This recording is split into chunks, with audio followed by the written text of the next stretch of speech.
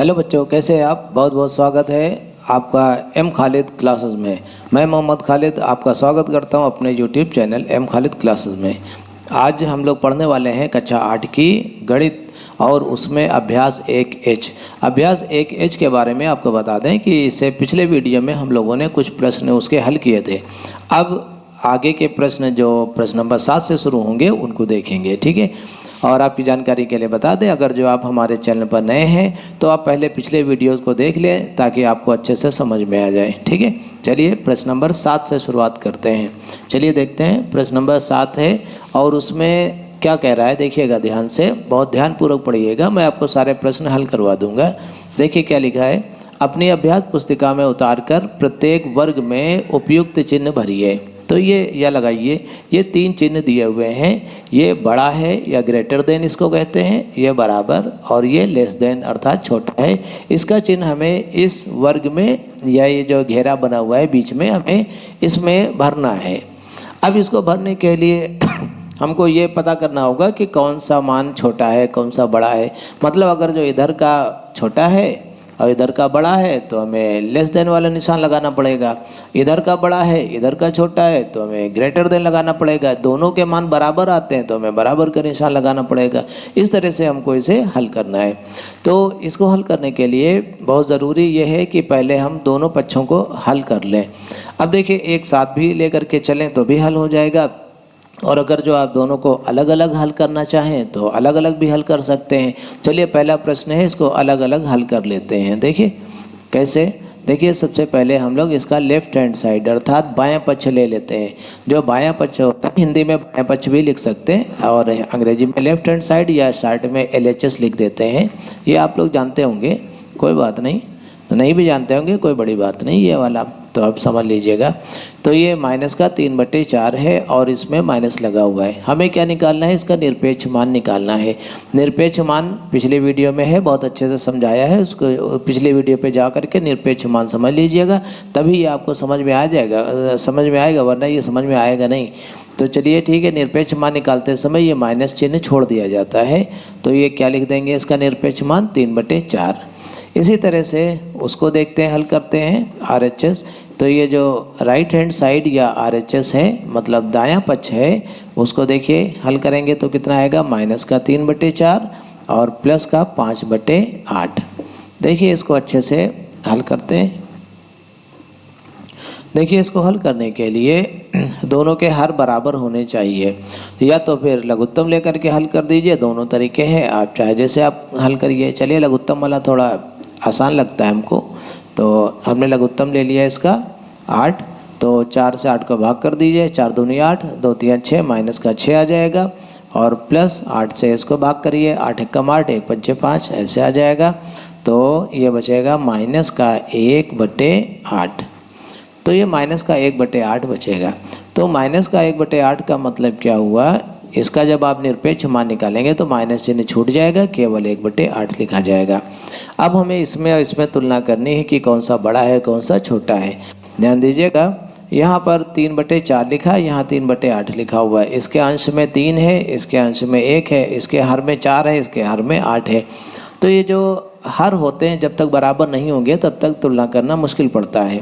तो इसलिए हम क्या करेंगे, पहले इनके हर को बराबर कर लें। यहाँ पे हर 8 है, यहाँ पे 4 है। अगर जो हम इसको 2 से ऊपर नीचे गुणा कर दें, ठीक है, तो हर समान हो जाएगा। ऐसा तुलना करने के लिए हम लोग कर सकते हैं। तो 3 दूनी 6 और 4 दूनी 8, तो 6/8 ये संख्या हो गई और ये 1/8 हो गई। अब आप आसानी से तुलना कर सकते हैं। देखिए दोनों के हर तो समान है। अब जिसका अंश बड़ा होगा वह बड़ी और जिसका अंश छोटा होगा वह संख्या छोटी। तो इसका अंश 6 है, ये बड़ा है, और इसका अंश 1 है, ये छोटा है। तो इसका मतलब ये बड़ी है, ये छोटी है। तो हम ये लिख सकते हैं कि इधर वाला पक्ष LHS ये बड़ा निकला और RHS छोटा निकला। तो आप चाहें तो उत्तर देते समय ऐसे भी लिख सकते हैं, LHS ग्रेटर देन, LHS बड़ा है ना, ठीक है, LHS ग्रेटर देन RHS, आप ऐसे भी लिख सकते हैं। और आप चाहें तो जिस तरह से किताब में प्रश्न दिया हुआ है, जैसे ये -3/4 और इसके बाद ये ऐसे वर्ग बना हुआ था, इसमें आप ऐसे निशान लगा दीजिए और जिस तरह से किताब में लिखा हुआ है उस तरह से आप इसको नोट करके ऐसे लिख दीजिए और लिख दीजिए यही हमारा सेकंड पार्ट। ये जो सेकंड पार्ट है उसमें भी हमें पहले लेफ्ट हैंड साइड को हल करना है, फिर राइट हैंड साइड को हल करना है और बताना है कि कौन सा छोटा है कौन सा बड़ा है या बराबर है। चलिए देखते हैं सेकंड पार्ट को हल करते हैं। जो सेकंड पार्ट है ये इसमें दिया हुआ है, पहले लेफ्ट हैंड साइड लिख लेते हैं या चलिए इसको दोनों एक साथ लेकर के चले तब इसको हल करें। चलिए ऐसे भी आप लिख सकते हैं, चाहे जैसे हल कर दीजिए। देखिएगा अब दोनों एक साथ लेकर के कैसे आप हल कर सकते। इसमें यह है कि आपको 2-4 बार ये बनाना पड़ेगा, घेरा बार बार बनाना पड़ता है, लेकिन एक ही साथ में ये हल हो जाता है, ये भी अच्छी बात है। चलिए देखते हैं कैसे हल होता है। देखिए सबसे पहले इन संख्याओं के हर अगर जो हम बराबर कर लें, ये जो भी संख्या अंदर दी हुई है सभी के हर बराबर कर लीजिए। जब हर बराबर हो जाएंगे तो बड़ी आसानी से हल हो जाएंगी। देखिए सबसे बड़ा हर इसमें 24 है, तो सभी का हर अगर जो 24 बना लें तो ये बड़ी आसानी से हल हो जाएगा। चलिए देखते हैं 24 कैसे बना सकते हैं। इसको अगर जो हम 3 से ऊपर नीचे गुणा कर दें तो ये 24 हो जाएगा। तो डायरेक्ट आप इसको कर सकते हैं, गुणा आप लिखें चाहे ना लिखें, सीधे लिख दीजिए। तो 3 से अगर जो ऊपर नीचे गुणा कर दीजिए, 3 दिया 9, माइनस का ये हो गया 9 और 3 और 24, तो ये माइनस का 9/24 हो गया। और इसी तरह से अगर जो हम इसको 8 से ऊपर नीचे गुणा कर दें तो ये हो जाएगा 8 दूनी 16 और नीचे 8 तिरिक 24। तो ये ऐसे हम इसको लिख सकते हैं। किसी भी परिमेय संख्या को किसी भी पूर्णांक से ऊपर नीचे आप गुणा कर सकते हैं, ऐसा पहले हम लोगों ने कई बार किया है। अच्छा, उसके बाद चलिए इसमें भी 24 बनाने की कोशिश करते हैं, तो इसको 6 से हमें गुणा करना पड़ेगा। जब 6 से गुणा कर देंगे तो माइनस का हो जाएगा 18 और ये आ जाएगा 6 चौक 24। ठीक है, माइनस चिन्ह आप ऊपर भी लगा सकते हैं, यहाँ पर भी लगा सकते हैं, उससे कोई फर्क नहीं पड़ता। उस ठीक है, 22/24। अच्छा, अब सभी के हर बराबर हो गए। अब हमें इसको हल करने में बड़ी आसानी होगी। कैसे, देखिए 24 हर है तो हमने लिख दिया 24 और ये माइनस के 9 प्लस के 16, माइनस के 9 प्लस के 16 मिल करके कितना बचेगा, 7 प्लस के 7 बचेगा। आप जानते हैं प्लस के 7 बचेगा, माइनस का घट जाएगा उसमें से। फिर उसके बाद देखिए यहाँ पे फिर से वर्ग बना दीजिए और यहाँ पे माइनस का 18 है प्लस का 22 है, तो माइनस का 18 प्लस का 22 मिल करके प्लस का 4 बचेगा। तो ये आया प्लस का 4/24। ठीक है, अब देखिए इनका निरपेक्ष मान निकालना है हमें। तो निरपेक्ष मान निकालने के लिए अगर माइनस चिन्ह होता है तो उसको छोड़ दिया जाता है, तो निरपेक्ष मान निकाल आता है।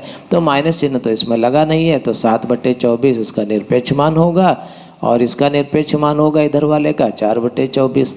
अब बताइए कौन सा बड़ा है कौन सा छोटा है। तो जिसका अंश बड़ा है वो बड़ा है और जिसका अंश छोटा वो छोटा। तो 7/24 इसका अंश बड़ा है, तो हम ये लिख सकते हैं कि ये वाला बड़ा है ये वाला छोटा है। तो छोटे की तरफ नोक का निशान लगेगा, ये ग्रेटर देन का निशान ऐसे लगेगा। आप चाहें तो ऐसे लिख दीजिए और अब अगर जो आप चाहें तो ये जिसकी जगह पर था वापस ये वाली संख्या लिख करके आप उत्तर भी लिख सकते हैं। क्या लिख सकते हैं, माइनस का 3/8 प्लस 2/3 और ये घेरा बना दीजिए ग्रेटर देन माइनस का 3/4 प्लस 22/24। ये उत्तर हो गया हमारा। तीसरा खंड देखते हैं। तीसरा खंड जो है वो क्या है, चलिए देख लेते हैं। इसको हल करने के लिए पहले हम लेफ्ट हैंड साइड इसको नोट कर लेते हैं। लेफ्ट हैंड साइड क्या है, मॉडुलस या मॉड माइनस 12/25 और ये मॉडुलस बंद यहाँ पे। ठीक है, अब देखिए इस माइनस से ब्रैकेट खोलेंगे तो ये माइनस माइनस के गुणा प्लस हो जाती है, आपको पता है। तो ये 12/25 आ जाएगा और इसका मॉडुलस क्या आएगा या इसका निरपेक्ष मान कितना आएगा, सीधे सीधे 12/25 लिख देंगे। तो ये लेफ्ट हैंड साइड हल हो करके आ गया। अब राइट हैंड साइड देखते हैं, राइट हैंड साइड कितना होता है। तो राइट हैंड साइड इधर वाला हल करेंगे, माइनस का 2/5 लिखा हुआ है और इसको मल्टीप्लाई करेंगे हम माइनस के 6/5 और ये मॉडुलस। ठीक है, ये निरपेक्ष मान या मॉडुलस कहलाता है, जो 2 डंडे लगे हुए हैं। पिछला वीडियो देखिए, उसमें खूब अच्छे से समझाया है।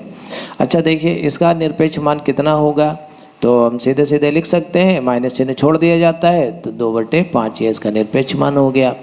इसका निरपेक्ष मान कितना होगा, माइनस से ब्रैकेट खोलेंगे तो माइनस माइनस प्लस हो जाएगा, तो निरपेक्ष मान प्लस ही का रहेगा, तो गुणे 6/5। तो अगर जो आप इन दोनों की गुणा कर देंगे तो 6 दूनी 12/5 और 5 की गुणा 25, 12/25। तो इसमें भी 12/25 आया, इसमें भी 12/25 आया। तो हम क्या कह सकते हैं कि दोनों आपस में बराबर है। हम लिख सकते हैं लेफ्ट हैंड साइड बराबर राइट हैंड साइड। आप चाहे तो उसको नोट करके ये वाला पूरा पार्ट यहाँ पर नोट करके उत्तर आप ऐसे भी लिख सकते हैं। तो एक तरह से इसमें बराबर आया, हमने डायरेक्ट लिख दिया, यही हमारा आंसर है। फोर्थ नंबर, ये जो फोर्थ पार्ट है इसका, उसको हल करने के लिए क्या करें, सबसे पहले ऐसा करते हैं दोनों पार्ट एक साथ लेकर के चलते हैं, जैसा भी इससे पहले वाला सेकंड वाला शायद लगाया था। चलिए देखते हैं, कई तरीके से आप इसको हल कर सकते हैं जैसा आपको अच्छा लगे, ठीक है। इसमें कोई ज़रूरी नहीं है कि आप एक ही तरीका लेकर के चलिए, अलग अलग तरीक़ों से आप जितना ही पढ़ेंगे उतना ही अच्छे से गणित आपको समझ में आएगी। थोड़ा सा कन्फ्यूजन लगता है बच्चों को, लेकिन जितना ही कन्फ्यूज होंगे उतना ही ज़्यादा गणित आपको समझ में आएगी। कन्फ्यूज हो जाना कोई बुरी बात नहीं है, जब आप कन्फ्यूज होंगे उसके बाद ही तो कन्फ्यूजन हटेगा।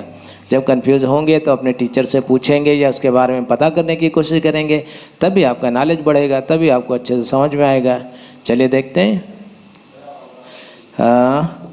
देखते हैं। हमने देखा इसमें 12 है, ये 8 है, इसके हर में यहाँ 8 है ये।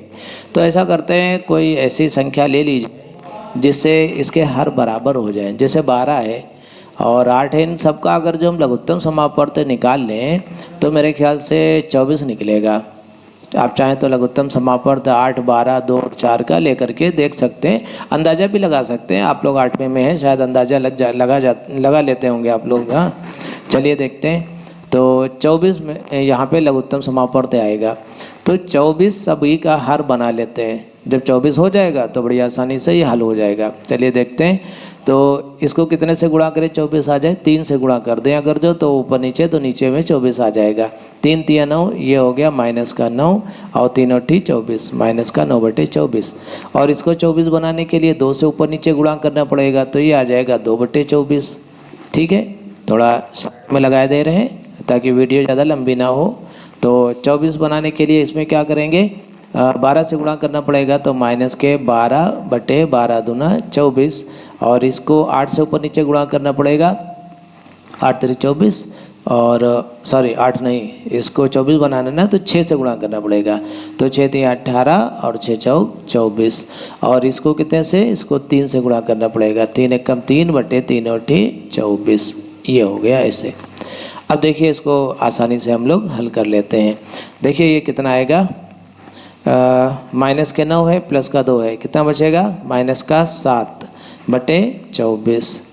और ये निरपेक्ष मान वाला निशान लगा है और ये बीच में वर्ग दिया हुआ है।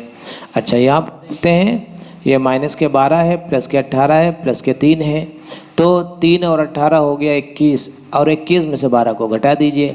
21 में से 12 घट गया, कितना बचा, 9 बचा, तो प्लस का 9/24। ठीक है, देख लेते हैं, ऐसे ही घटा के देख लीजिए। तो माइनस के 12, ये 6 3 9, ठीक है। अच्छा, अब देखिए इसका निरपेक्ष मान निकाल दीजिए। निरपेक्ष मान कितना होगा, 7/24, और बीच में ये घेरा बना हुआ है या वर्ग बना हुआ है, इसका निरपेक्ष मान कितना होगा, 9/24। अब बताइए कौन सा बड़ा है, तो जिसका अंश बड़ा वो बड़ा, इसका अंश बड़ा है, ये 9 है तो यही बड़ा होगा। तो निशान किधर को लगाएंगे, निशान इधर को लगाएंगे। तो यही हमारा आंसर हो गया। आप चाहे तो ऐसे भी लिख सकते हैं उत्तर, और आप चाहे तो ये इसकी जगह पर ये नोट कर लीजिए और तब लिख दीजिए उत्तर। आइए देखते हैं इसके बाद प्रश्न नंबर 8। प्रश्न नंबर 8 क्या कह रहा है कि यदि x बराबर 5/9 और y बराबर 2/3, तो दिखाइए कि ये वाला रिलेशन सही है और या ये वाला रिलेशन सही है। दो पार्ट इसमें दिए हुए हैं। चलिए सबसे पहले हम फर्स्ट वाला रिलेशन लेकर के चलते हैं हल फर्स्ट पार्ट को। फर्स्ट पार्ट में क्या दिया है, ये कह रहा है लेफ्ट हैंड साइड में कह रहा है mod of x plus Y, इसका मॉड हमको निकालना है। तो मॉड ऑफ 5/9 5/9 प्लस 2/3, ऐसे इसको हमें हल करना है। देखिए इसको हल करने के लिए आप इसका लघुत्तम समापवर्त ले लीजिए।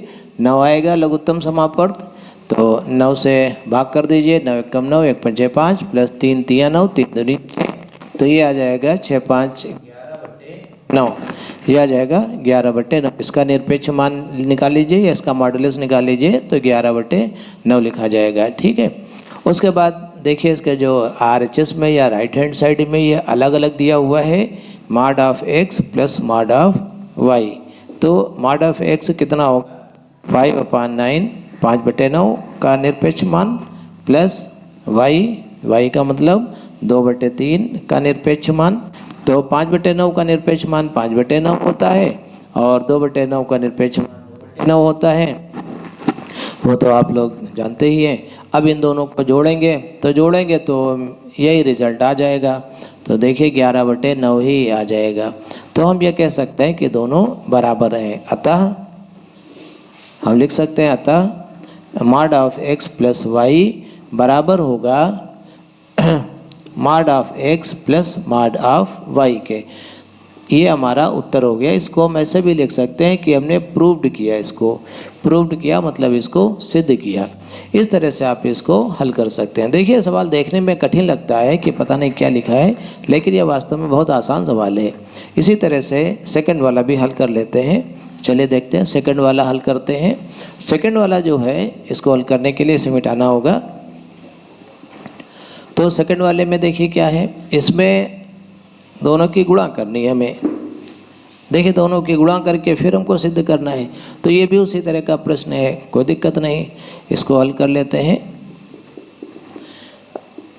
देखिए ये दिया हुआ है x गुणे y, ऐसे दिया हुआ है।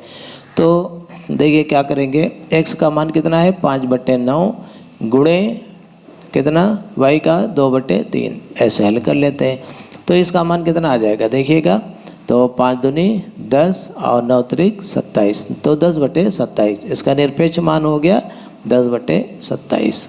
ठीक है। अब उधर वाला देखते हैं, उधर वाला क्या लिखा है, मॉड ऑफ x गुणे मॉड ऑफ y। तो x का निरपेक्ष मान कितना है 5/9 और गुणे y की जगह कितना 2/3 है, 2/3 लिख दिया। तो इसका निरपेक्ष मान 5/9 होता है, इसका कितना 2/3 होता है। तो गुणा कर दिया, 5 दूनी 10 और 9 त्रिक 27, तो 10/27 में भी निकला। इसलिए आप लिख सकते हैं, क्या लिख सकते हैं, देखिए इधर लिखे दे रहे हैं, वीडियो में नीचे आपको दिखेगा नहीं, इसलिए अब यहाँ पे लिखे दे रहे हैं। बराबर क्या होगा, मॉड ऑफ x प्लस गुणे मॉड ऑफ y। ठीक है। तो इस तरह से आप इसको भी प्रूव कर सकते हैं। बहुत आसान प्रश्न है, देखने में थोड़ा कठिन लगता है। आइए देखते हैं इसके बाद क्वेश्चन नंबर 9। क्वेश्चन नंबर 9 और क्वेश्चन नंबर जो 8 था वो सेम एक जैसा ही है, सिर्फ इसमें गिनतियां बदली हुई हैं। लेकिन चलिए आपको जल्दी से हम हल करके आपको दिखा देते हैं। सिर्फ गिनतियां इसमें बदली हुई हैं, बिल्कुल सेम उसी तरह का प्रश्न है, बड़ी आसानी से आप हल कर सकते हैं। देखिए सबसे पहले इसमें भी 2 खंड दिए हुए हैं। सबसे पहले पहला खंड इसको हम लोग हल कर लेते हैं, x प्लस वाई, और पहले इसको हल कर लेते हैं। ठीक है। तो इसको देखिए हल करिए, ऐसे मॉड बना दिया 15/13 और प्लस y की जगह लिखा है माइनस का 2/11, आपने लिख दिया इसे माइनस का 2/11। ठीक है। अब देखिए इसको हमें हल करना है। इसको हल करेंगे तो देखिए 15/13 आ गया, और जब प्लस से होगा ब्रैकेट खुलेगा तो प्लस माइनस की गुणा माइनस हो जाएगी, ये आ गया माइनस का 2/11। अब देखिए हमको इसे हल करना है। तो 11 और 13 का जो लघुत्तम होगा वो कितना होगा, देखिए आपको समझ में ना आए तो आप सीधे सीधे ऐसे लिख दीजिए 13 गुणे 11, ऐसे, ये भी एक तरीका होता है।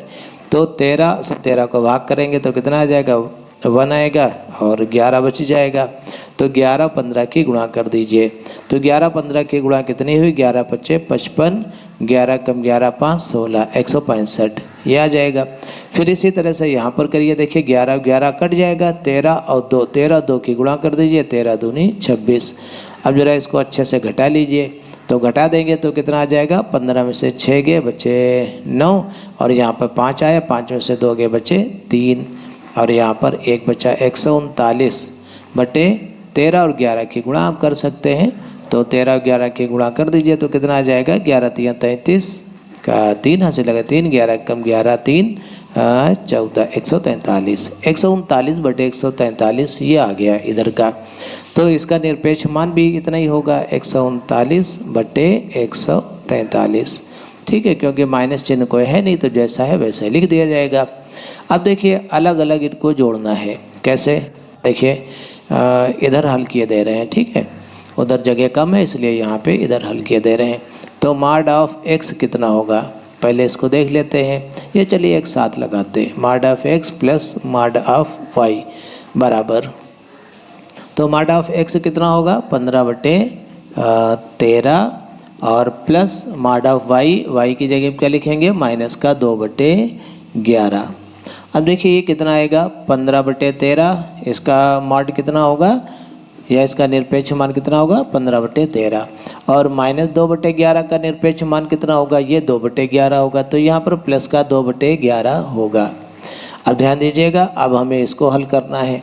इसको हल करने के लिए फिर इसका लघु उत्तम लेना है 13 और 11 का। अभी हम लोगों ने इसको ऐसे हल किया था, तो इसी तरह से फिर हल कर दीजिए। देखिए देखिए कैसे 13 और 13 कैंसिल हो गया, 11 और 15 की गुणा कितनी आएगी 11 पच्चे 55, 11 कम 11 5 16 165, फिर प्लस इसी तरह से ये और ये कट जाएगा 11 11, 13 और 2 की गुणा 13 दूना 26।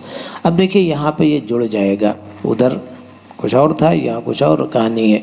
6 5 11 का 1 हासिल लगा 1, तो 3 और 6 3 9 और ये 191 बटे 13 और 11 की गुणा, यहाँ से देख लीजिए 143 था, तो 13 कम 13 13 कम 13 और 1 14 143 ऐसे भी कर सकते हैं।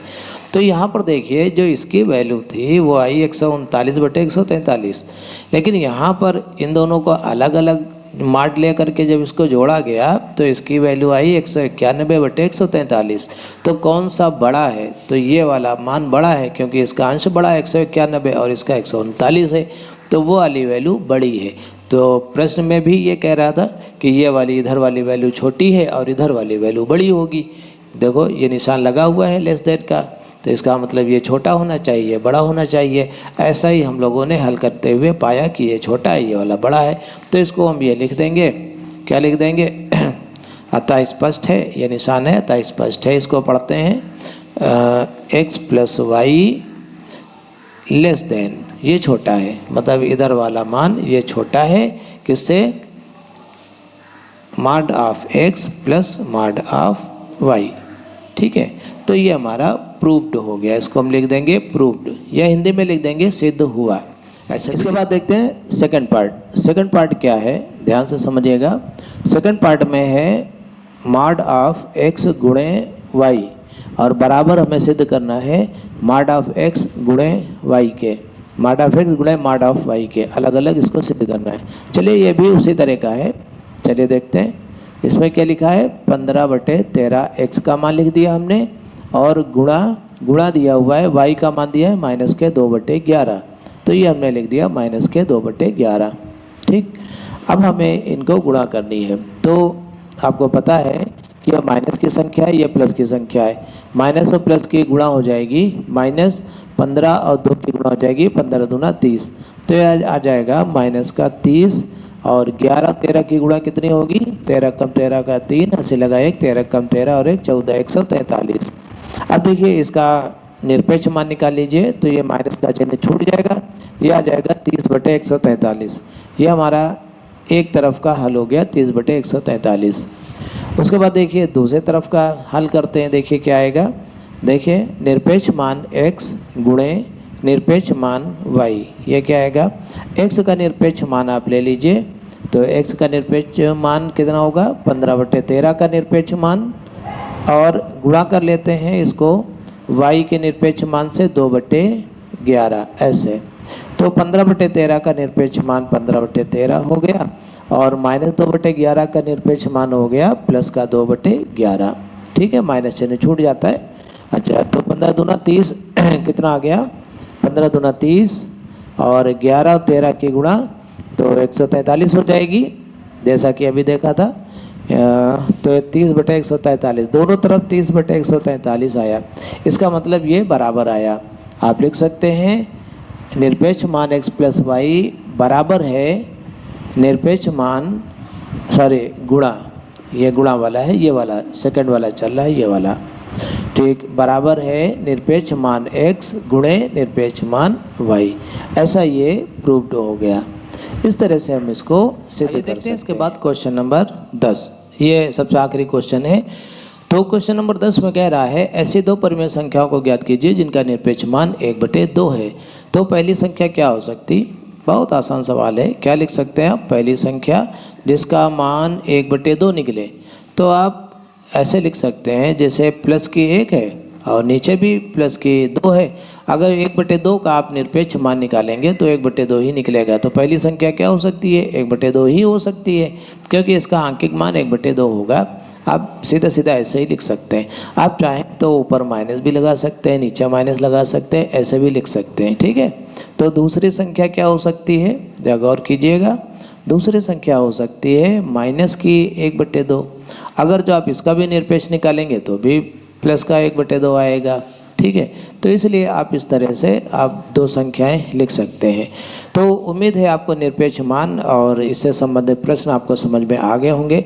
अगर जो आपको वीडियो अच्छा लगे तो अन्य बच्चों तक भी शेयर करिए, ठीक है। तो चलिए मिलते हैं, इसके बाद अगले वीडियो में मुलाकात होगी। तब तक के लिए मैं मोहम्मद खालिद आपसे विदा लेता हूँ। वीडियो देखने के लिए बहुत बहुत शुक्रिया।